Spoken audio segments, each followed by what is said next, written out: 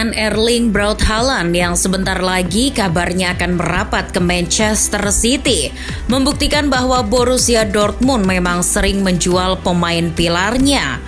Minimal jika tidak berkali-kali, Dortmund sudah menjual pemain pilarnya lebih dari sekali.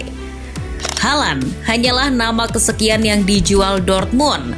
Sebelumnya nama-nama seperti Jadon Sancho, Pierre-Emerick Aubameyang, Ilkay Gundogan sampai Ousmane Dembele sudah Dortmund jual.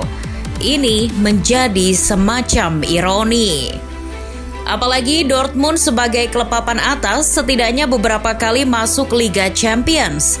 Kekuatan skuad mestinya diperhitungkan. Tapi apa yang terjadi dengan Dortmund?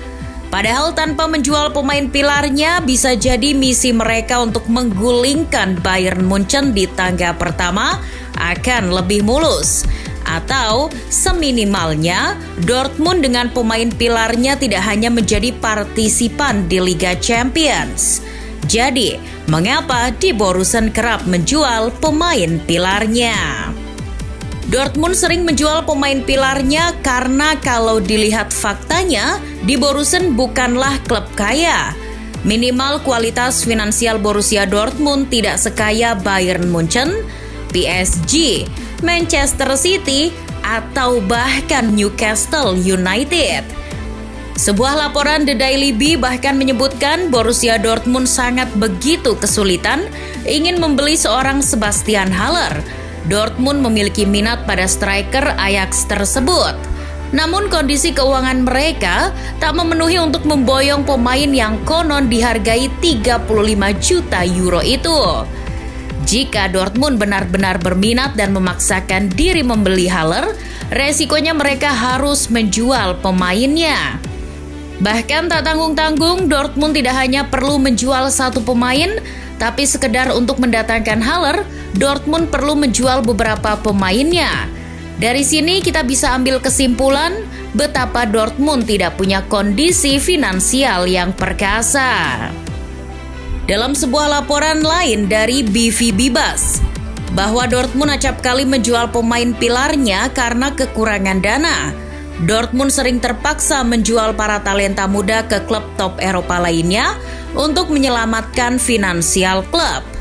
Bukan hanya di Eropa, kesenjangan juga terjadi antara klub Jerman.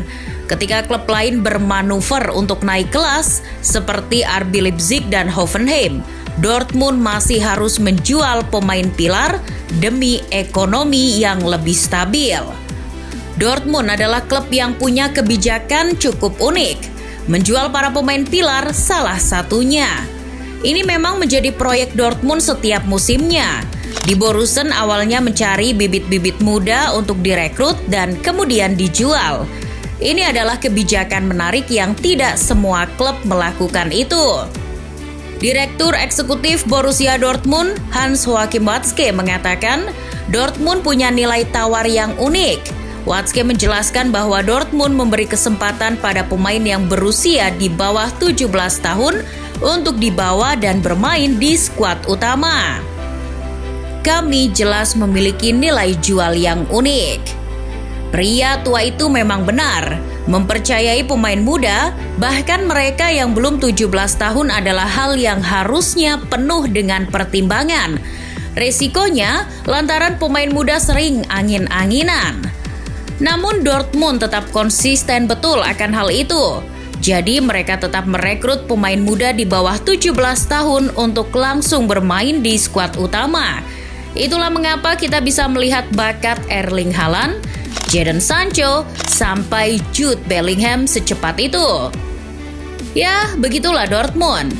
Di Borussen sangat masyhur sebagai pabriknya para wonderkid.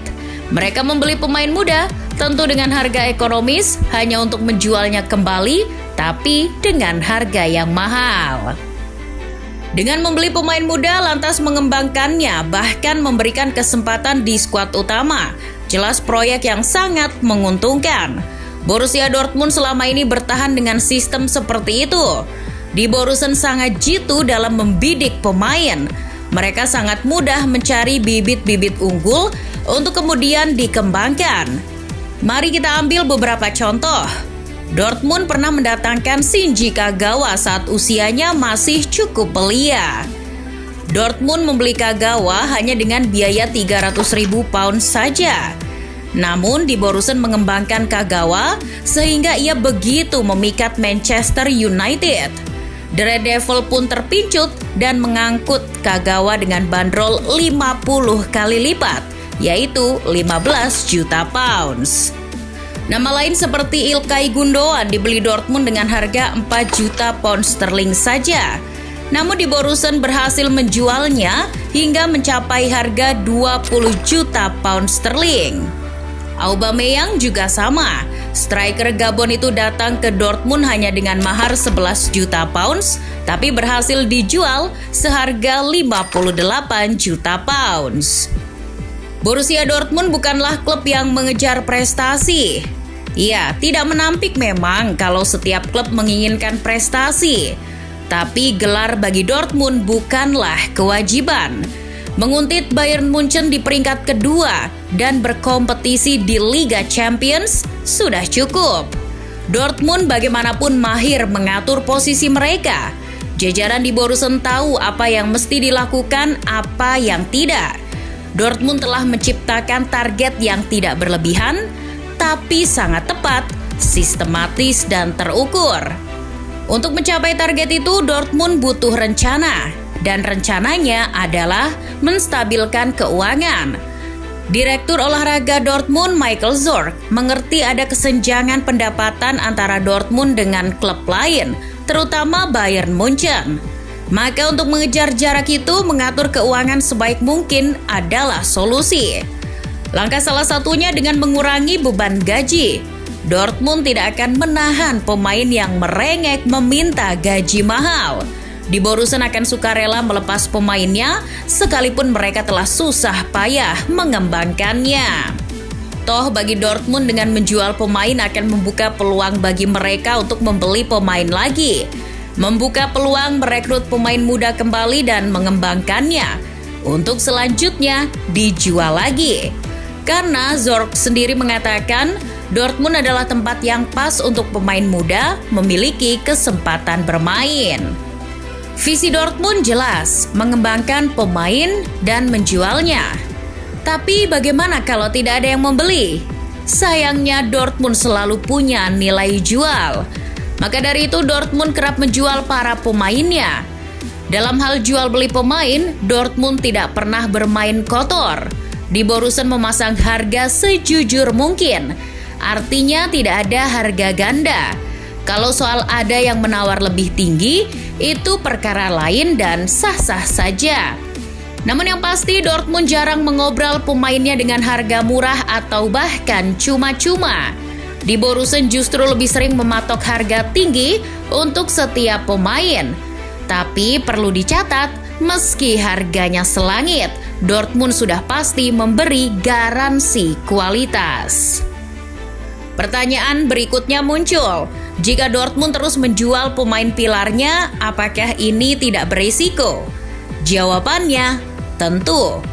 Resiko akan selalu mengiringi setiap keputusan, dan penyesalan akan selalu datang belakangan. Tidak semua pemain pengganti yang direkrut Dortmund cocok atau setidaknya butuh adaptasi lebih lama. Semisal ketika Aubameyang hengkang, Dortmund kesulitan mencari penggantinya. Di Borussen bahkan hanya bisa meminjam Michy Batshuayi dan itu pun tidak lama. Dan tidak memberi efek apa-apa selain sumbangan 9 golnya. Lalu datang Peko Alcacer yang cukup bagus di lini depan Dortmund. Dari 17 laga, Alcacer mengantongi 23 gol. Kesuksesan Jadon Sancho di Dortmund juga tak bisa ditiru, atau minimal belum sanggup ditiru penerusnya, Donyell Malen. Pemain yang datang dari PSV Eindhoven itu belum memiliki dampak yang berarti untuk Borussia Dortmund.